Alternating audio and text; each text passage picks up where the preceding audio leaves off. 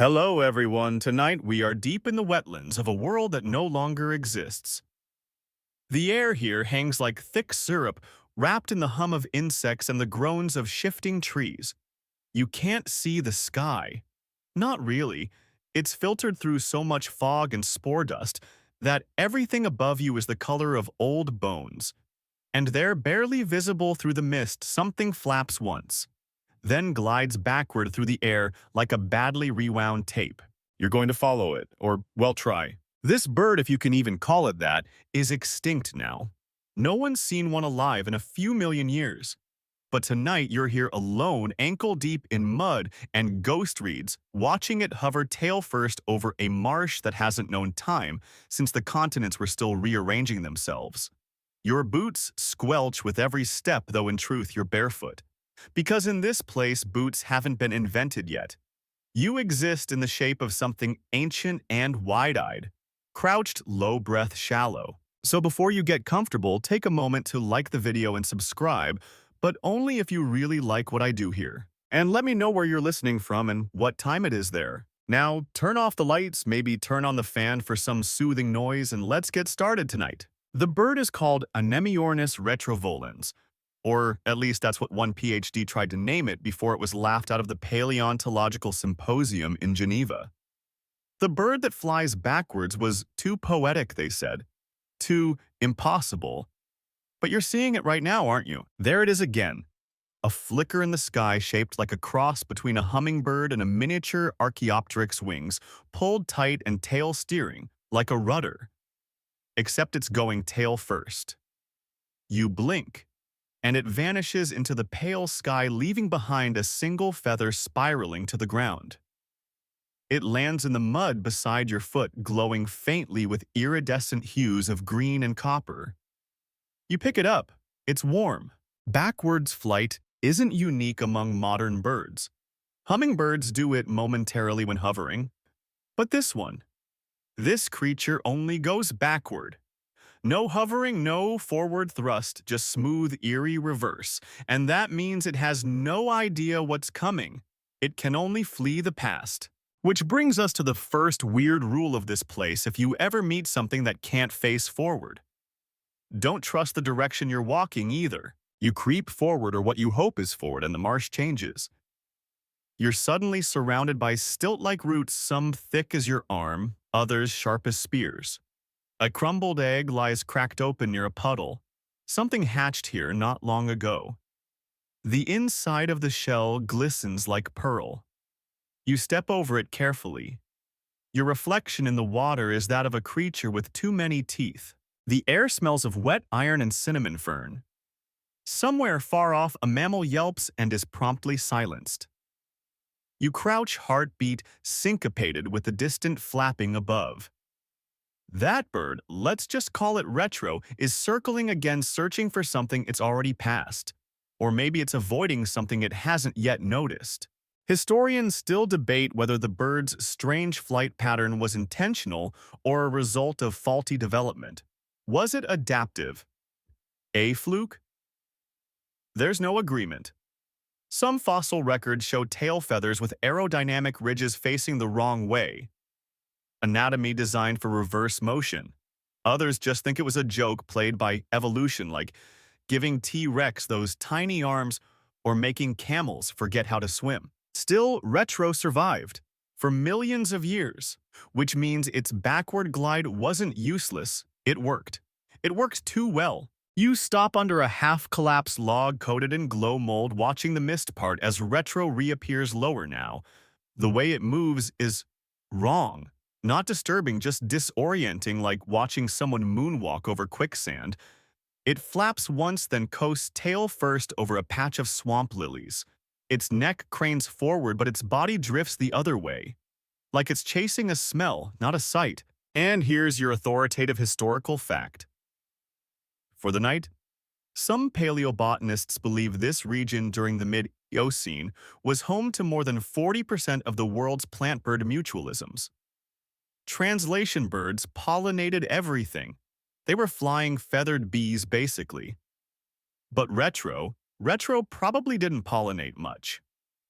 Flying backward through flowers usually means ripping them out by the roots. You're startled by the sudden sound of wet thuds, tiny amphibians leaping into the water as retro passes overhead.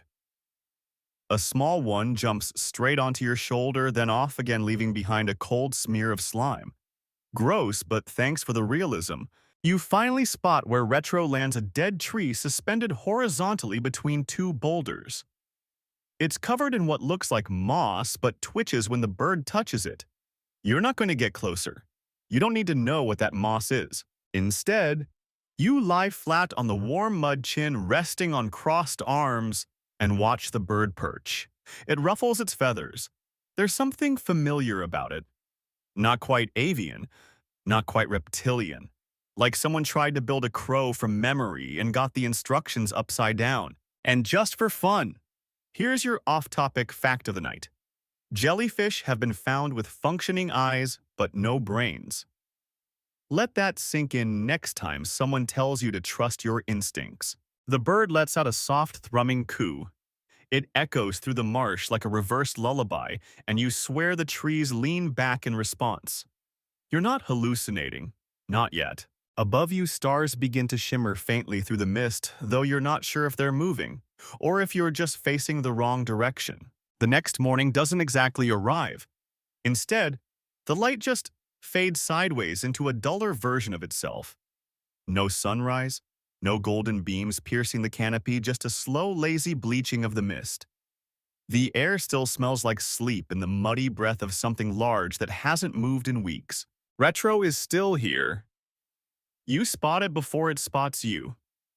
Clinging to a branch that curves unnaturally downward, the bird adjusts its wings in twitchy micro-movements like it's arguing with gravity. You crouch behind a wet log, your fingers coated in moss slime, and the unsettling knowledge that you're watching history flap its wings. It's a juvenile. You can tell by the awkward way it balances like a toddler who's just learned to walk, but keeps looking at its feet. Except this one's about to fly. Well, not exactly. It's about to fly in the one direction that makes predators tilt their heads in confusion. A soft warble slips from its throat. You brace. It flaps once, twice, and then lifts backward into the air with a jerky motion, completely bypassing the branch in front of it. You expect it to crash. Instead, it stabilizes in a ridiculous tail-forward drift, legs tucked beneath like a nervous acrobat. You mutter under your breath. That's not right. It really isn't. Most juvenile birds struggle to fly at all their first time, overshooting, crashing, tumbling through underbrush, like clumsy paper planes. But Retro's first mistake is different. It flies perfectly, just the wrong way. And that causes problems. You track its movements as it climbs into the air, wobbling slightly with each gust. You imagine what it sees or doesn't. Its eyes face forward, but its body moves in reverse. That means it can't see what it's flying into. It just senses it. Maybe sound, maybe vibration, maybe just dumb luck. This might be the first recorded case in prehistoric aviation where the pilot's entire career consists of never looking where they're going. The little bird banks left tail first and narrowly misses a horned fern tree. You wince. It's not the clean arc of a hummingbird or the diving swoop of a raptor. It's more like someone hauling a kite through a swamp with an invisible string, graceful in a weird, reluctant way. Historians still debate whether this backward flight was learned or instinctive. There are no known avian species today that rely solely on reverse motion for all forms of aerial navigation. Some believe Retro's environment made it necessary: narrow corridors, dense flora, poor visibility. Others argue that flying forward simply became too risky in an ecosystem packed with creatures that hunted by watching shadows ahead, not behind. Your authoritative historical fact for this section: during the early Eocene, many flight-capable species experimented with wildly inefficient flight styles, including gliders with asymmetric wings and diving birds that never resurfaced. Evolution was at that point trying out features like a bored game designer. You hear a sudden cry, a sharp guttural bark from the trees. Something else has noticed the fledgling. You don't see it right away, but you feel it. That primal mammal hunter presence, a low rolling rustle in the canopy, a thud, then silence. Even the insects hold their breath. And Retro still flying backward. You whisper, "Kid, you better learn how to pivot." But it can't. The predator, a sleek cat-sized thing with eyes like oiled marbles, leaps from the shadows, claws extended. You catch just a flash of fur and teeth as it lunges toward the bird's trajectory. Here's the thing: most animals chase what they see. They anticipate where you're going. But this hunter, it guesses forward. Retro isn't going forward. The predator leaps through the space where the bird should have been and falls short. Retro's backward motion confuses everything. Air currents, attack vectors, even you. The predator tumbles into a spiked patch of resin. Thistle hissing and twitching. You don't cheer, it's still prehistoric after all. But you do let out a relieved breath. Odd fact of the section. Some tree-dwelling amphibians in this region were observed sleeping upside down. Not because it helped them hide, but because the blood flow made their dreams more vivid. Scientists tried to replicate this. It ended with lawsuits. Retro flaps again stronger now. It's gaining confidence if not awareness. Flying in reverse, it brushes past low-hanging vines and narrowly avoids a colony of irritable stinging beetles. Doesn't know what it missed, but you do. You almost want to yell, "Don't go that way," but what's the point? It can't hear you. It never could. You track it until it disappears over a rise tail, still leading the way. Somewhere beyond that ridge is a nesting ground, you think. Maybe, hopefully. You finally stand up and wipe mud from your elbows. In this world, your sense of direction is no longer trustworthy. Everything feels like memory played backward, like a dream you almost remembered. Before you follow, you kneel and scoop a handful of pond water into your palm. It smells like copper and old honey. Ripples form the shape of something winged, then vanish. Your sense of time begins to distort too. You're not sure if hours pass or minutes only, that the fog never lifts and the light never warms. Your own shadow has started drifting slightly behind you no matter how you turn. That probably means something. You climb the ridge, pausing at the top. The land opens below into a marshy basin filled with trees twisted like question marks.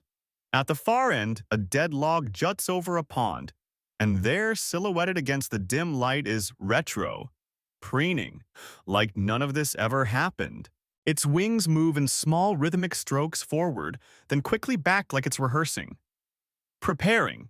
You suspect the next flight will be longer, riskier, but it won't know until it's too late. You descend the ridge in a sideways shuffle, like your body is not convinced which direction it belongs in.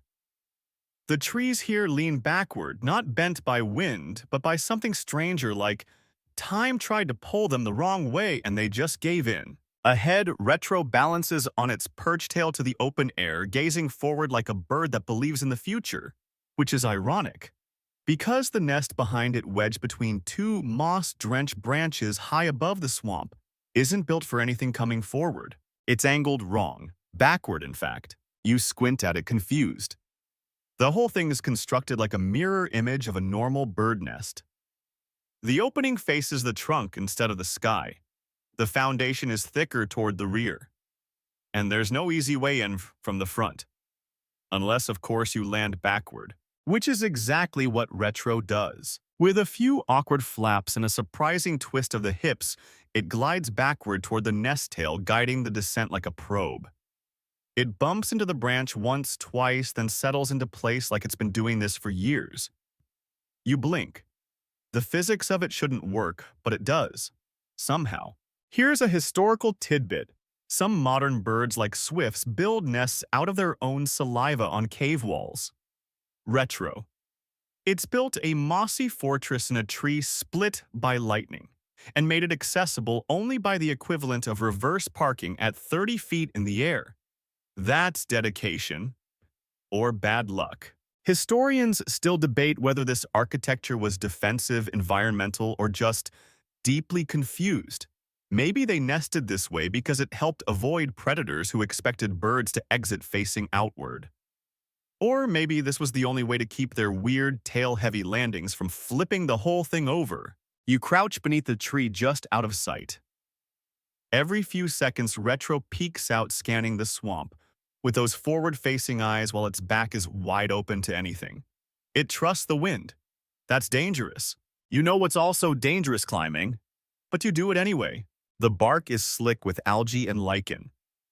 You grip knots, press your feet against notches inching upward toward the nest with a kind of reverent madness. The closer you get, the louder the smells become rotting fruit. Damp feathers, the sour tang of broken shells. You're not even sure why you're climbing anymore. Curiosity, maybe.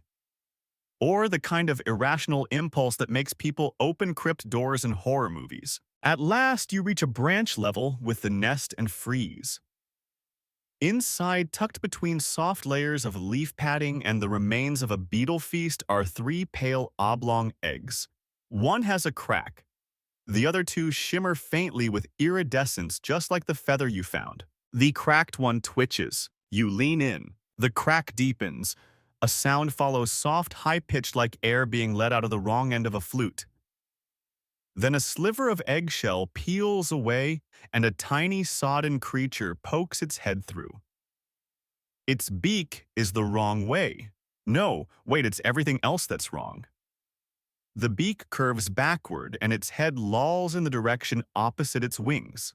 It's adorable and mildly unsettling. The hatchling chirps, blind and damp, then sneezes, straight backward. Odd fact of the day: pangolins are the only mammals entirely covered in keratin scales, and for some reason their babies ride backward on the mother's tail like they're scared of looking forward.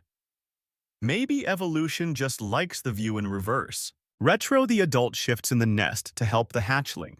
You expect some kind of nurturing nuzzle, but instead it flaps a wing directly into the chick's face. The wind generated is enough to roll the hatchling further into the nest's rear cavity, like it's being stored, tucked away. You're not sure if that's protection or poor parenting. You hear a rustle below. Something's watching you. You freeze, body pressed to the branch, peering down through the tangle of vines and shadows. A set of yellow eyes blinks up from the base of the tree. The predator from earlier. No, this one's bigger.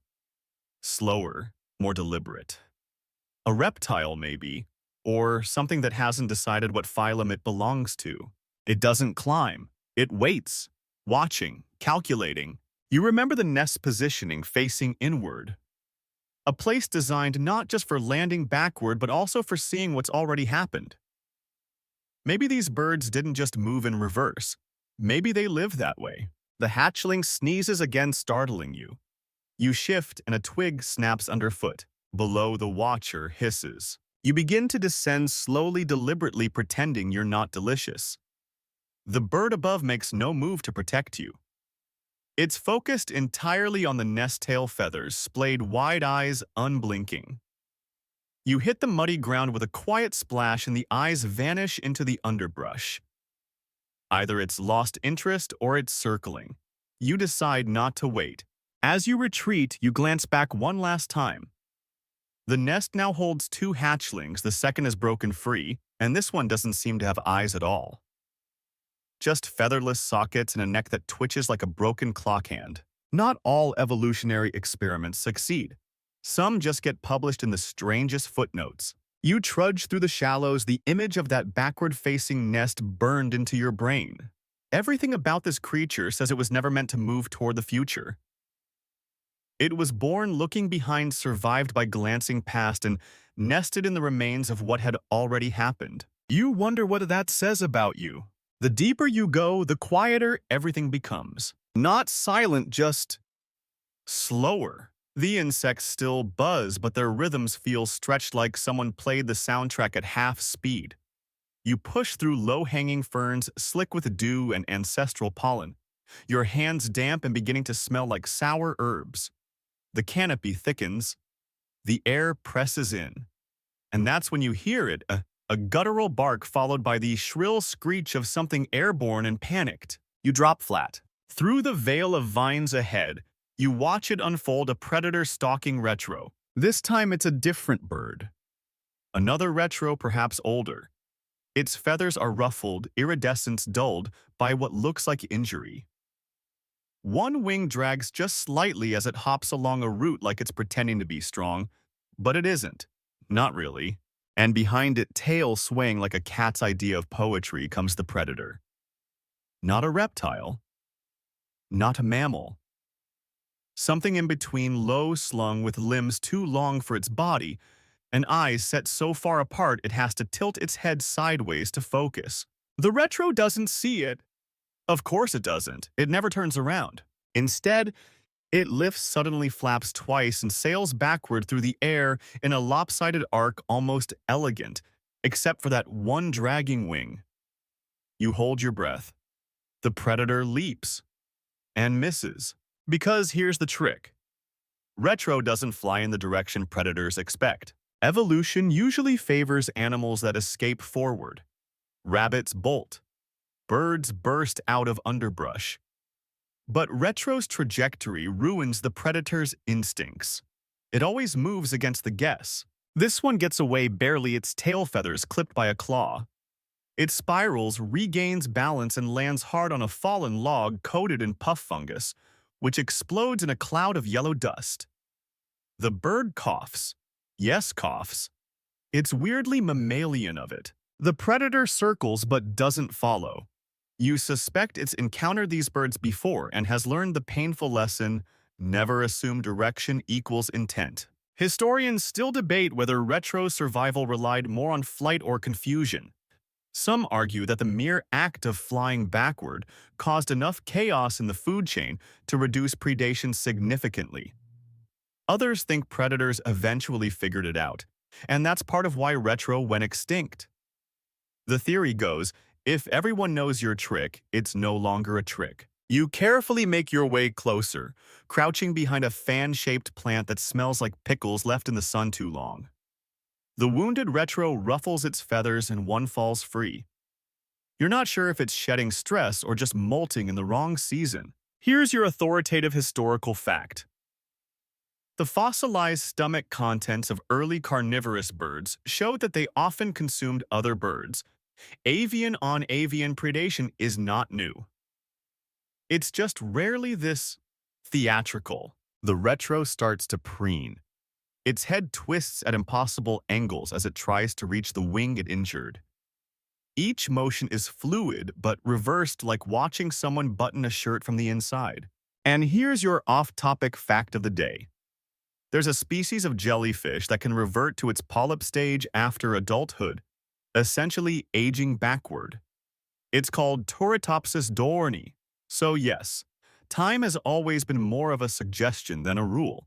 The bird finishes its awkward grooming and gives one final look in your direction, not seeing you, just sensing movement. Then it does something unexpected. It flaps its wings once, lifts slightly, then hops forward onto another log. You gasp. It doesn't last. The moment it tries to fly again, it reverts to its usual backward drift, as though forward motion is a glitch it can't maintain. But you saw it, briefly, and that changes things. Maybe Retro could choose not to fly backward. Maybe it just didn't like the alternative. You follow, slowly keeping low. The bird drifts across a swamp pool, disturbing a layer of surface insects that scatter like thoughts you meant to write down. It banks again, tail first, into a patch of sunlight that somehow makes its feathers glow purple-blue. Then the strangest thing, it lands and stops moving. No preening, no scanning, just stillness. You realize it's positioned itself between two jagged stone stones that look suspiciously like jaws. You squint. That's not a rock. That's the fossilized skull of something long dead, half buried in the mud. Retro is perched in its open mouth like it's daring the past to eat it.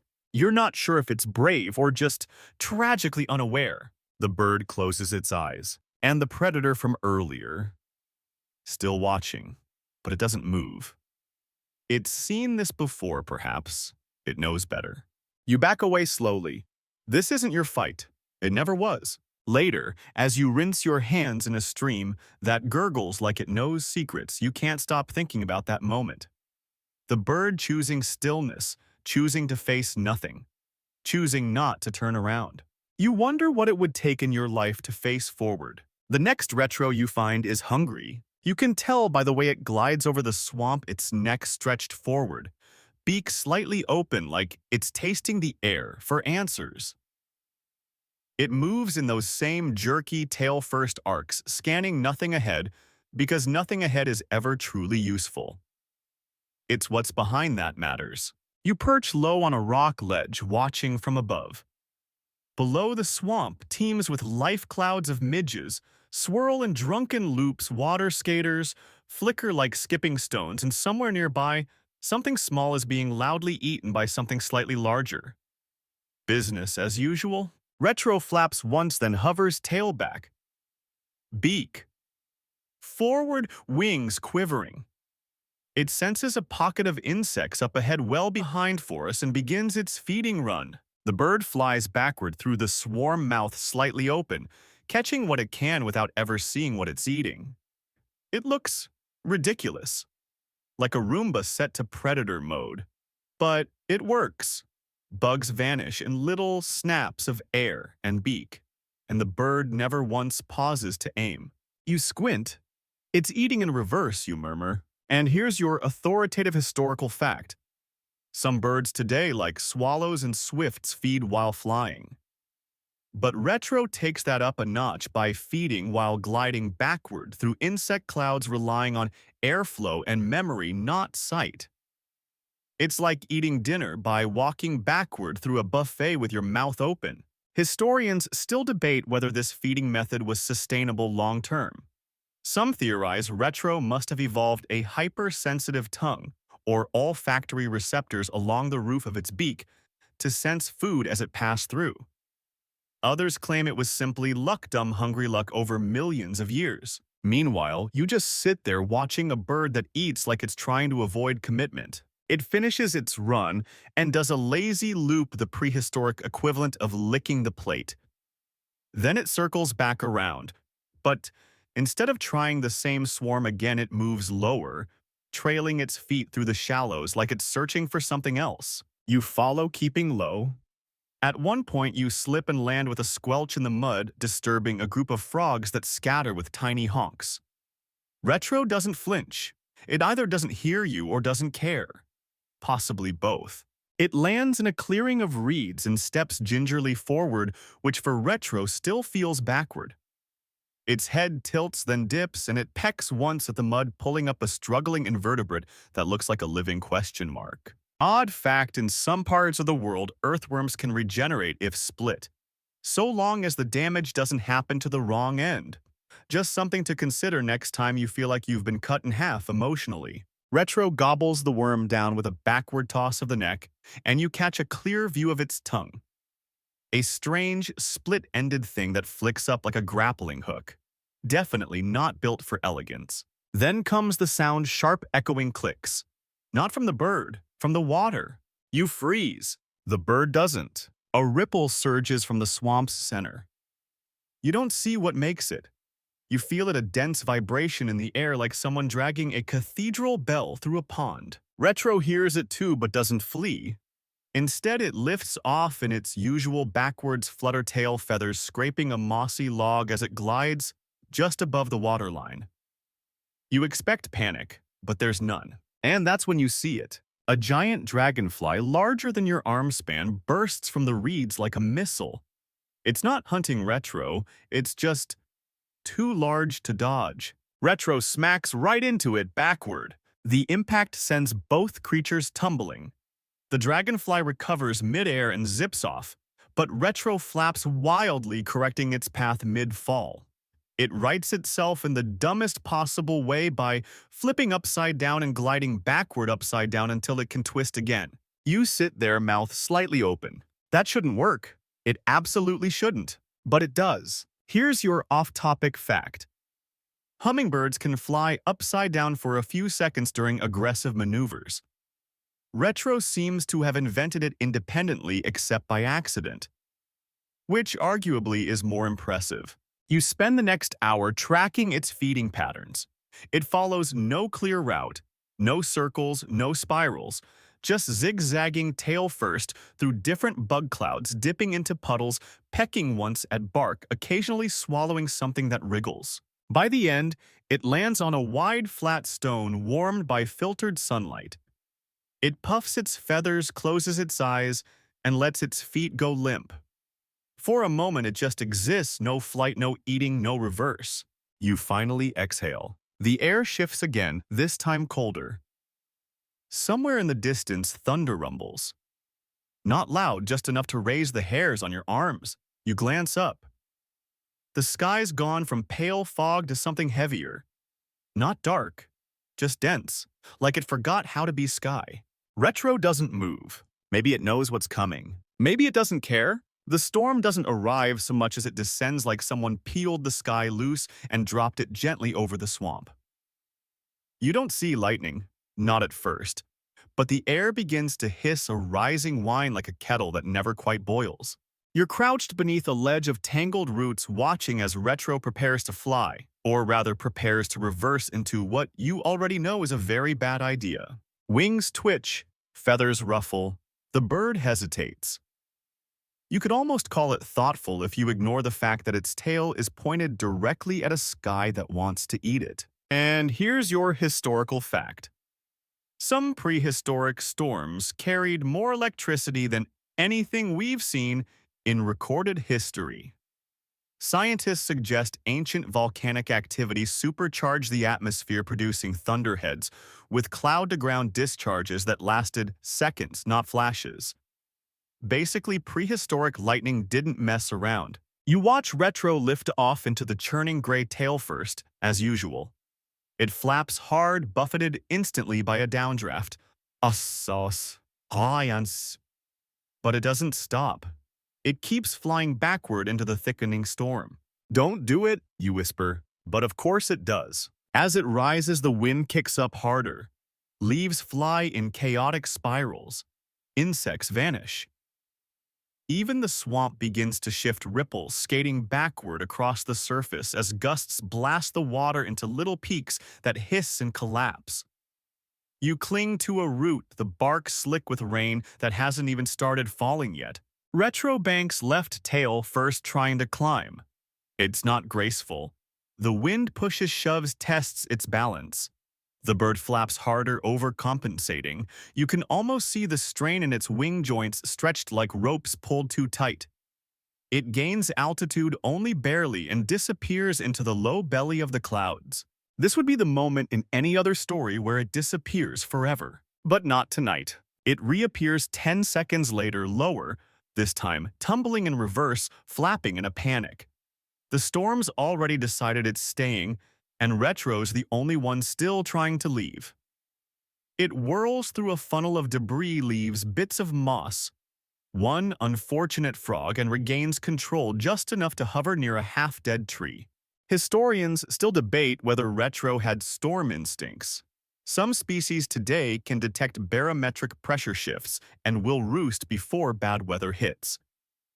But Retro's backward flight may have complicated that, because if you sense danger behind you and you always move backward, well, that's a logistics nightmare. The bird doesn't land. Instead, it makes the boldest decision of its backwards life. It flies higher. You scramble after it, moving upslope to a ridge exposed to more of the storm's fury. Wind cuts sideways now, and rain slashes down in long diagonal lines. You can't tell where the water ends and your thoughts begin. Retro spirals, dips, regains lift, all tail first. It's flying into the storm technically, but also away from where it's been, which is a contradiction that gives you a mild headache. And here's your odd fact: there's a species of butterfly that migrates thousands of miles, but each generation only makes part of the journey. No single individual completes the loop. They just inherit the direction. Retro seems like the butterfly equivalent of meteorology denial. Every instinct screams, stay low. Retro says, go up. Then the lightning hits. Not the bird, thankfully, but a nearby outcrop. The flash is white-blue, a whip-crack of heat and fury that lights up the swamp like a giant camera flash. For a moment, everything is frozen mid-motion. You crouched, eyes wide. The trees lean sideways. Retro suspended in a brief, shining instant of mid-air grace. And then sound returns. Bone deep, a thunderclap that shakes the ground so hard the moss lifts. You expect Retro to fall. But somehow it's still up there, hovering, blinking, confused but alive. It drifts lower now, defeated by physics, soaked feathers dragging like wet laundry. It finds a bent branch and perches awkwardly, wings drooping. You crawl toward it through mud that tries to claim your ankles. Every squelch sounds too loud. The rain drowns out your breathing.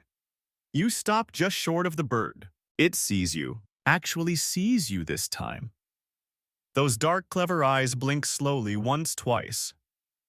It's not afraid, just exhausted. You're not sure it understands what just happened. It tried to flee a storm by flying directly into it, backward. And here's the moment you realize Retro isn't built for success. Not in the traditional way. It isn't streamlined. It's not a predator. It doesn't adapt. It just persists doing the one absurd thing it's always done, trusting that whatever's behind is safer than what lies ahead. And sometimes that works. You sit in the rain a while longer, watching the sky bruise into evening. The bird shakes itself, scattering droplets in a pathetic mist. Then it flaps, lifts, and glides backward into the drizzle, tail first, and soaking wet, disappearing behind a curtain of fog like it never happened. You're left alone, cold and slightly electrified. The storm passes quickly after that, as if embarrassed by its own drama. The swamp resets itself, frogs return, insects buzz, and somewhere far off the haunting call of another Retro echoes in reverse. It sounds like a question you're not sure you want answered. By now, you've started to notice something odd. It's not the way the trees lean or how the wind moves through the swamp in strange circular drafts. It's not even the sky which has decided to settle permanently into a wet, gray yawn. No, it's something subtler, quieter. You haven't seen two Retros in the same airspace. You thought maybe they flocked. Birds usually do, especially the weird ones. Safety in numbers, warmth at night, synchronized takeoffs like feathery fighter jets. But Retro, no such pattern. You've seen one hatchling, one injured adult, one that flew into a thunderstorm like it was an elevator to heaven, and all of them completely alone. So now you're wondering why you trudge through ankle-deep water boots, squelching, or feet depending on how primitive you're choosing to feel, and scan the horizon for movement. The air smells of crushed algae and the slow rot of something too old to identify. And then you spot it, another Retro. Perched on a stone, motionless, beak slightly open, watching nothing. Then a second one high in a tree, tail twitching, a third gliding tail first across the reeds with such precision it could have been rehearsing a dance. You freeze. 3 birds, in one place. You duck behind a root curtain, watching like a researcher who isn't supposed to interfere. The 3 Retros don't interact. Don't call, don't turn toward one another. They're all flying in their own loops, overlapping territory, but never quite acknowledging it. It's like watching 3 people walk backward through the same hallway, each convinced they're alone. Historians still debate whether Retros avoided social behavior by design or necessity. Some claim their flight mechanics made coordinated movement impossible. After all, imagine trying to choreograph a dance where everyone's facing the wrong direction. Others believe they were fiercely territorial, mistaking any approach for a retreat. Either way, they didn't flock. They existed in solitary orbit. You crouch and watch the 3 backward birds crisscross the same space. Every now and then, one dips a little too low, and another adjusts course. No contact, no confrontation, just careful avoidance. Here's your authoritative historical fact. Most birds today rely on group flight to protect against predators. Murmurations, skeins, phi formations. These aren't just pretty tricks, they're defensive formations designed to confuse attackers. Retro. It confused predators by accident, but it also confused itself. There's no safety in numbers when no one's facing the same way. Suddenly, one of the birds, maybe the youngest, attempts something bold. It shifts higher wings, wide tail dropping slightly. Then it speeds up. You think, is it going to join the others? Nope. It's trying to lead them, except that it's still flying backwards. So when it moves ahead, it's actually behind them, and the others sensing movement interpret it as a retreat. They scatter tail feathers, flaring wings, flapping in half panic, and the sky is filled with a flurry of confused reverse trajectories. It's chaos. No one's chasing, no one's fleeing. They're just trying to not be followed. You stifle a laugh. It's a comedy of errors, a ballet of evolutionary miscommunication. And your odd fact of the day: there's a species of antelope that has a panic reflex so sensitive it can be triggered by its own shadow. That's the level of social confusion we're working with here. Eventually, the retros separate completely, each vanishing into different parts of the swamp. The attempt at flocking, if that's even what it was, ends in silence. You emerge from your hiding spot, arms scratched from bark and face damp with swamp breath. Something about what you've seen lingers in your mind. The idea that maybe some creatures just aren't meant to belong. Not by lack of intelligence or survival instinct, but because the mechanics of their life make connection inconvenient. You follow the direction the youngest retro went tail first naturally. The ground rises slightly into a cluster of low cliffs where erosion has exposed veins of blue rock and fossil impressions of roots long turned to stone. You find the bird perched on the cliff edge. It's breathing hard. Feathers puffed, tail twitching like a warning flag. You're close now, close enough to see a faint scar along its beak, maybe from a branch, maybe from another retro that didn't appreciate company. It hears you, doesn't move. You do something dumb, you hold out your hand. Not because you think it'll come to you, just to see what it does. The bird watches your fingers, eyes blinking independently like chameleons. Then it flaps once, not in alarm, just gently, like it's adjusting. It takes off again, tail first rising into the dull light. But this time its flight path curves. Not a straight retreat, not panic. Just a slow arc that drifts higher and higher until it vanishes into the sky. You whisper, that one almost figured it out. Maybe they're not solitary by choice. Maybe they're just waiting for someone to learn how to move backwards together. By late afternoon, the air begins to press in again, thicker, slower, like it's been chewing on fog all day and is too full to move. The sun, if it ever existed today, is just a bright smear somewhere behind the clouds. Everything smells like wet bark and indecision. And that's when you hear it. A rock slide. Not a big one, nothing dramatic, just a dry crack, then a slow, reluctant tumbling of stone against stone, somewhere up the ridge. You flinch instinctively, ducking into a gulch lined with spine-leafed plants that immediately regret your presence by stabbing your thighs. A moment later, you see the cause. Retro. This one's huge. Easily the largest you've seen yet. Its tail feathers are thick, almost stiff like palm fronds. Its wings frayed at the edges, dull with wear but strong. The bird looks like it's been through things, climbed things, survived things, and it's trying to escape something. It launches backward from a boulder, flapping frantically tail first, as usual, climbing fast until a chunk of cliff breaks loose beneath it. The stone crashes downward in slow chaos, carrying roots, bark, and unlucky beetles with it. Retro isn't fast enough. Its trajectory, glorious curved reverse lines up perfectly with the slope of the collapse. You yell without thinking, "No, no, no, no, go forward." But it doesn't. It can't. And that's the core problem. Evolution gave this bird, a single escape route. One that only works in open skies, not in terrain that shifts and snaps underfoot.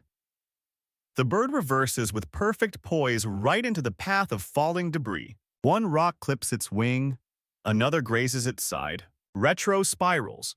Not the graceful, physics-defying spiral you've come to expect. This is a mess. Feathers fly. The bird tumbles tail over beak and hits the ground with a dull thump. in a tangle of roots and stone. You scramble over ducking branches, stumbling over slick mud and exposed bone. The slide has settled now, a gentle heap of bad decisions and ancient dirt. You find the bird on its back wings, splayed tail crushed under a chunk of limestone the size of your head. It's still alive, barely. Its chest rises and falls with rapid, shallow breaths. The backward blink of its nictitating membranes gives the moment a surreal cinematic feel, like it's trying to rewind the moment, undo the impact. But it can't. Not this time. You kneel beside it. For a creature that's never looked where it's going, it finally looks straight at you. You don't know what to do. This isn't a rescue mission. You're not here to save anyone. You're a visitor from a time that barely understands what prehistoric even means. But still, its eyes unblinking ask a question your bones understand. Why didn't that work? Here's your authoritative historical fact. The fossil record shows that many prehistoric species failed not because they were weak or unadapted, but because they were too specialized. When their one trick stopped working, they didn't have a backup. Retro was perfect at one thing, flying backward, until the ground shifted. Historians still debate whether this bird could have adapted. Maybe if it had time. Maybe if it had pressure from smarter predators. Maybe if its world hadn't collapsed so slowly then all at once. Odd fact of the day, sloths used to be aquatic. That's right. Ancient sloths, some the size of small cars, once swam through prehistoric lakes, and then they didn't. Because the water disappeared and they never quite learned how to walk fast. You press a palm gently against the cool stone, pinning Retro's tail. It's not too heavy for you, but too heavy for it. You shift it with care, feeling the strain in your own shoulders as you roll it off. The bird doesn't fly. It doesn't move at all for several long seconds. Then it shifts, slowly, painfully rolling to its side, flapping once with a pained squeak that sounds like a broken whistle. Then, incredibly, it lifts, only a few inches. But it rises, tail-drooping wings, jittering eyes wide with instinct, not understanding. You step back, and the bird launches. Not high, not far, but backward. Always backward, right into another thicket of vines and disappears again like it never happened. You stand in silence, surrounded by pieces of cliff and prehistoric humidity. There's no applause, no resolution. Just you, the moment, and the very real realization that not everything broken needs fixing. Sometimes it just needs space to try again. You find the next Retro by accident. You're not following feathers this time, you're following sound. A strange, syncopated rhythm, almost musical, like someone taught a typewriter to whistle and then threw it into a wind tunnel. It draws you through a gully of shale and vine-choked ferns into a clearing bathed in gold-filtered light. And there they are, two of them, a pair of Retros. They don't see you. Or if they do, they don't care. They're too busy. Dancing. You crouch low in the brush and watch. They face each other, well, sort of. Each is angled just slightly off so their heads tilt inward but their tails are pointed away. It looks like they're practicing some prehistoric traffic violation. One flutters its wings, then hops backward in a short burst. The other flares its tail and makes a low trill, a reversed rolling chirp that ends in a hiccup. It's absurdly cute, and also a little heartbreaking. They inch closer backward by backward like two shy introverts trying to merge at a four-way stop sign. Their wing movements become more exaggerated flaps, turning into flourishes with short jumps that resemble failed levitation. You start grinning. Then they touch. Barely. Wingtip to wingtip. And then it's like the whole swamp holds its breath. One of them, the larger of the two, rises a little tail fan dramatically and begins gliding in a lazy reverse circle. The smaller follows, mimicking the curve in exact sync, though its flight is wobblier, more enthusiastic than refined. They're courting. Somehow, impossibly, they're flirting backwards. And here's your authoritative historical fact. Courtship dances in birds often involve synchronized movements, songs, or plumage displays. From cranes to mannequins, precision matters, but Retro's dance throws all that out. There's no symmetry, no forward motion, just tail-first improvisation over uneven terrain. Historians still debate whether retro mated for life. Some fossils suggest paired nesting. Others insist these dances were all show no follow-through, like the prehistoric equivalent of a second date that ends in mutual ghosting. You watch as the birds arc around each other, never quite facing, never quite colliding. At one point, one flies up and then back down in a swoop that looks accidental but somehow works. Their calls overlap in a warbling duet that echoes strangely through the trees like birdsong recorded backward and played at half speed. It's mesmerizing. Odd fact. Some frogs in South America communicate using ultrasonic chirps that can only be heard underwater. So don't feel too weird about watching a backwards love dance. Nature's full of strange acoustics. The larger retro lands on a vine-draped stump. The smaller one hovers in place for a moment, struggling to keep altitude, then settles beside it 1 foot at a time, wings still half outstretched like it's not sure if this counts. Then they do something that shouldn't be possible. They press their tails together. Not their beaks, not their wings. Their tails. Feathers fan vibrate slightly and then overlap like someone folding 2 paper fans into one. The effect is quiet but strangely intimate. You feel like you're intruding. They hold the posture for a long time. 30 seconds, maybe a minute.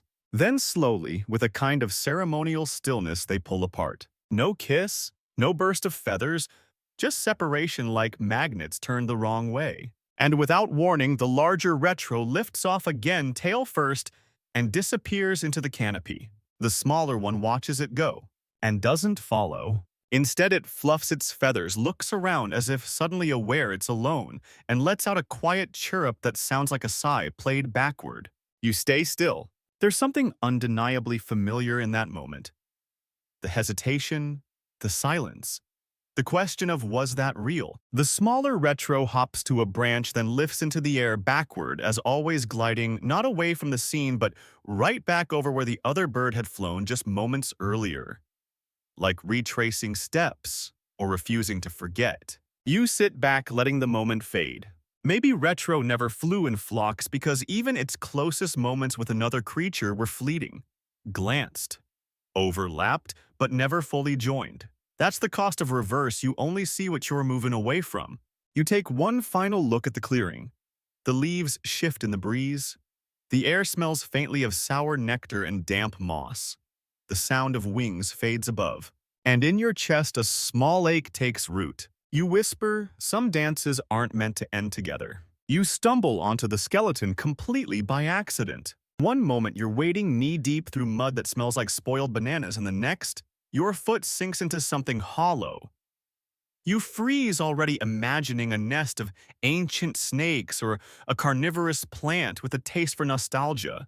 But when you step back, the mud peels away and reveals bone. Not just any bone, the chest plate of a retro. You kneel beside it, brushing the surface with careful fingers. The sternum is oddly flat compressed, like it was designed less for impact and more for glide. There are no deep keels like in modern birds, the ones that anchor massive flight muscles. This one's smooth, subtle, like someone halfway forgot how wings were supposed to work. You trace the outline of the ribs, noting how they bend backward just slightly.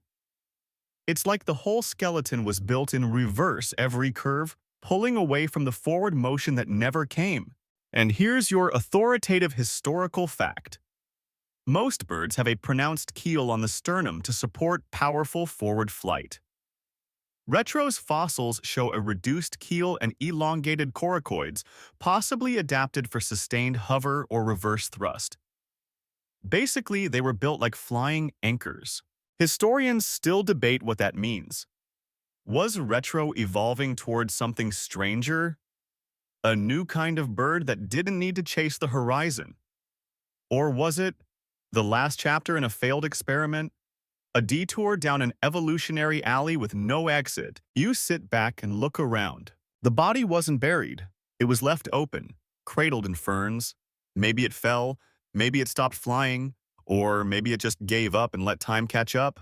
Nearby, you find a scattered trail of feathers, brittle, colorless now, but still holding a faint shimmer under the right light. They lead away from the skeleton like it tried to walk before it went still. You follow the trail. It leads you to a flat patch of earth where the mud is stamped with faint, repeating impressions. You squint. They're footprints. Retro prints. But here's the weird part, they're in pairs, side by side, which means there were two. You feel something shift in your chest. Not quite grief, not quite comfort, just that ache you get when you find out someone once loved in a place you thought was empty. The trail ends abruptly at a cliff's edge. Beyond it, the swamp stretches out like a forgotten canvas smeared with dusk.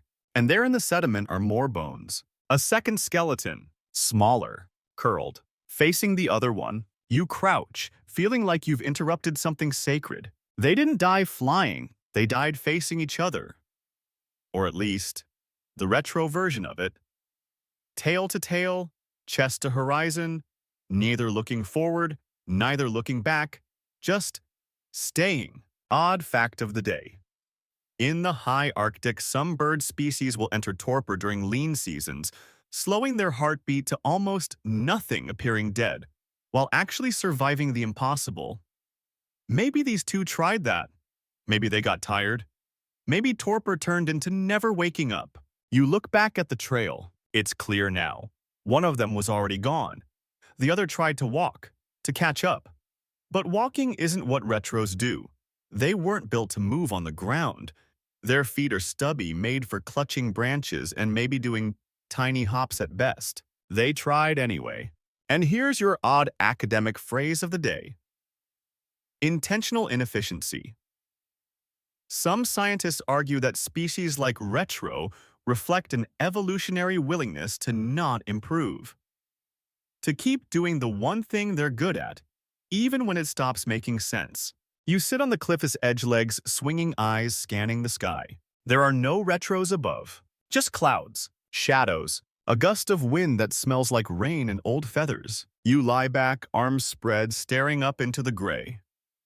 For a moment, you imagine what it must have felt like to fly backward forever, never knowing what's coming, only what's just passed, trusting the tail to guide you, trusting the air to catch you, trusting something. And when that stopped working, you didn't turn around, you just stopped. You don't remember falling asleep, but when you open your eyes, the light has changed. Everything's gone amber. The kind of low, syrupy gold that makes even mud look sacred. You sit up slowly, muscles, sore skin imprinted with fossil-textured bark. Around you, the swamp hums not loudly, but with the confidence of something that's been alive for millions of years and doesn't care what you think. And there, not 10 feet away, is a retro chick. You blink. It's not a dream. Not this time. The tiny bird is hopping in awkward circles. Its wings are still mostly fluff, its tail absurdly oversized. Every few steps it flaps like it's about to take off, but never does.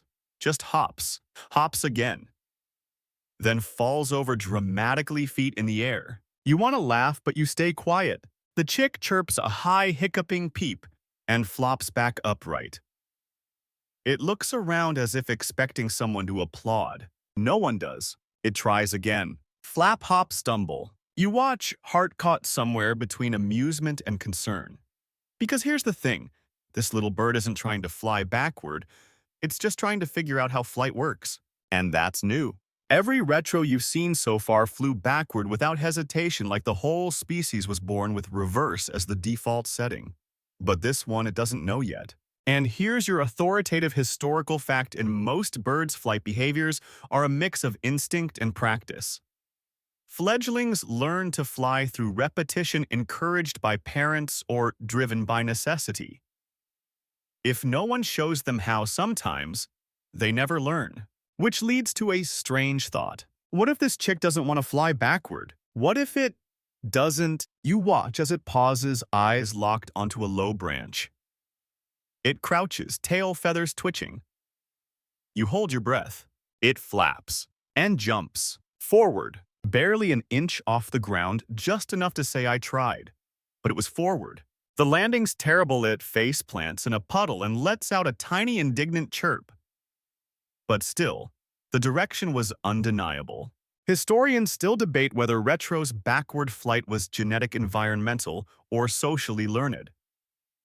If chicks like this one were left alone without older birds to model the behavior, could they have developed a different instinct?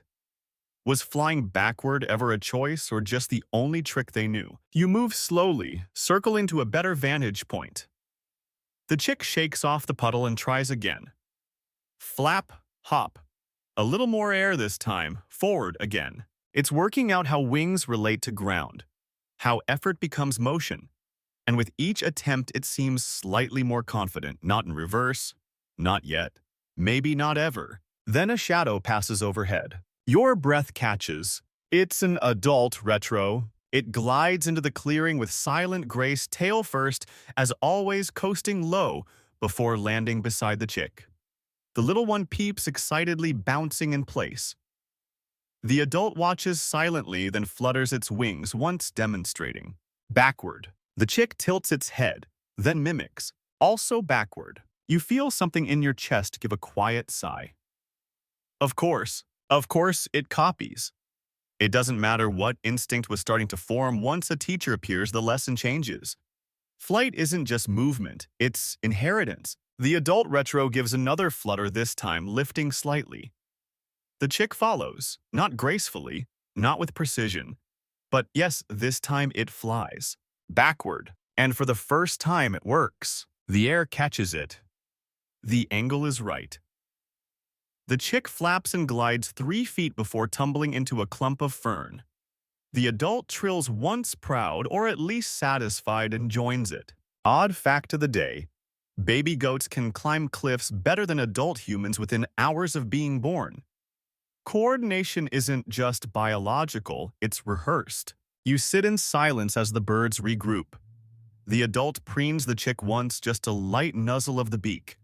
Then they both hop forward awkwardly, adorably, and take off tail first into the amber air. You don't follow. You just sit there letting the moment settle. Because here's what you've learned: even rebellion can be fragile. Even instincts need company.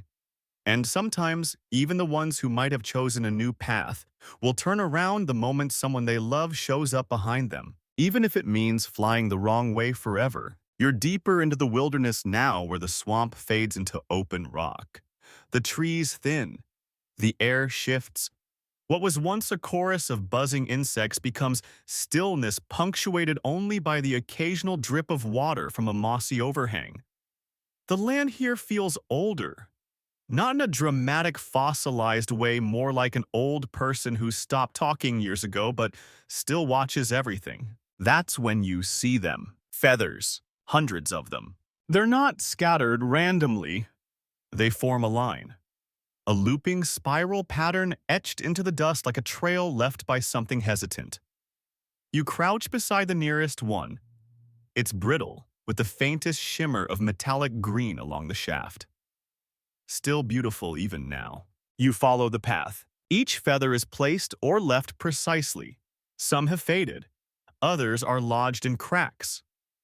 But together they create a continuous thread winding over the stone-up inclines, across narrow ledges. You walk the route like a pilgrim. And here's your authoritative historical fact. Ancient birds often dropped feathers during molting migrations, and entire sediment layers have preserved these patterns. Some show organized trails. Others suggest erratic, possibly panicked movement. But none match this. This isn't migration. This is memory. Historians still debate whether Retro migrated at all. Its anatomy doesn't support long-distance efficiency. No air sac system like modern flyers, no long-distance gliding frames.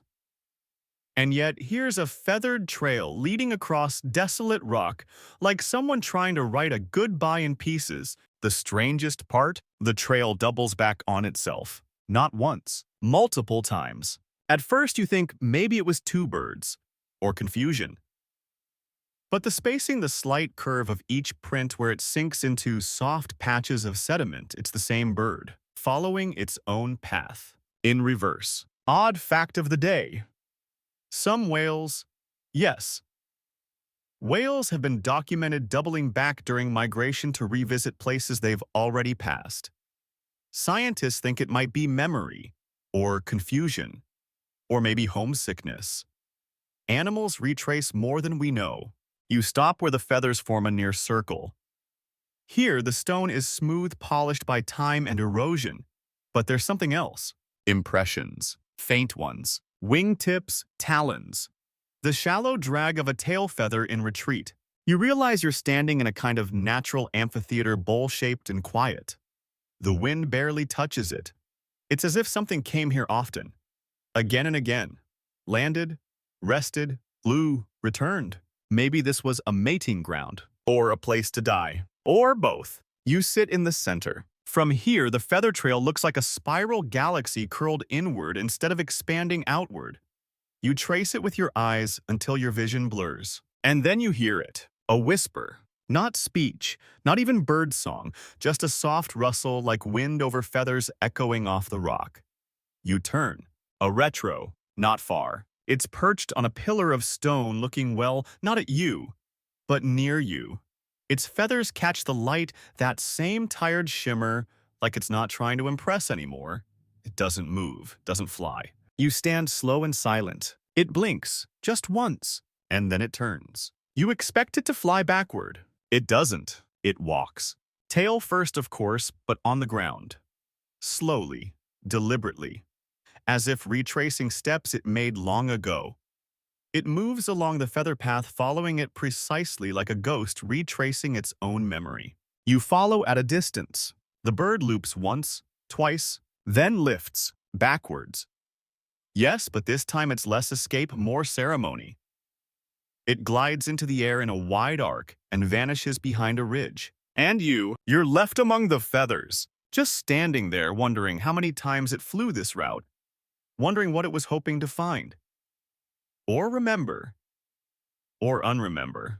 Because if you fly backward long enough, maybe you stop asking where you're going and start asking why you ever left.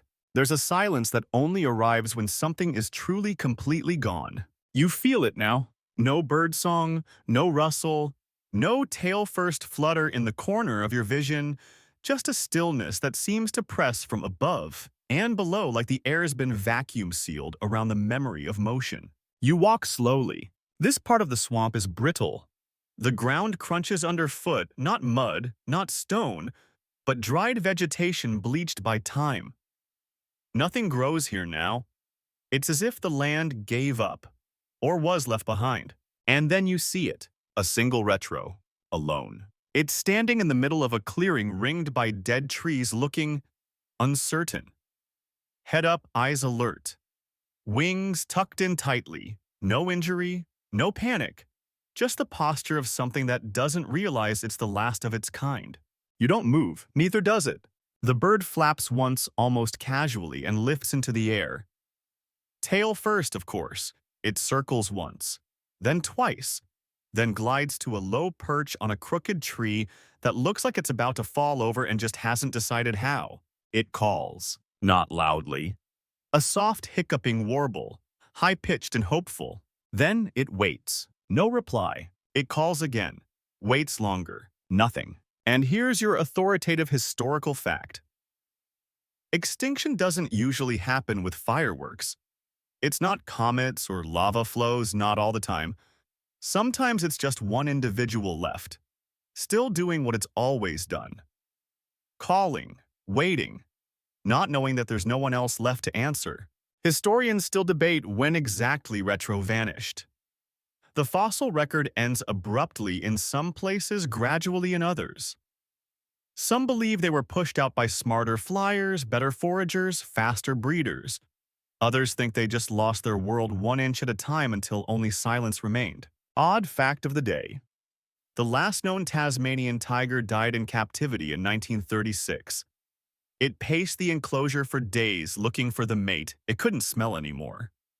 Then it lay down and never got back up. The retro calls again. This time the sound is sharper, more urgent. Still no answer. And for the first time you wonder, does it know? Can it feel it? The end. Because if it doesn't, if it still believes it might just keep going, keep flying, keep calling, keep looping through the same skies and landing in the same trees and doing the same dance for a mate that will never arrive. It hops to the edge of the branch, lifts, tail first, of course, and glides forward, no backward toward the far end of the clearing, where the dead trees are thinner and the light is warm and golden like a fake memory of spring. It flies into abandoned territory, into a world where no one is left. And it doesn't look back, because looking back, ironically, is the one thing this bird can never really do.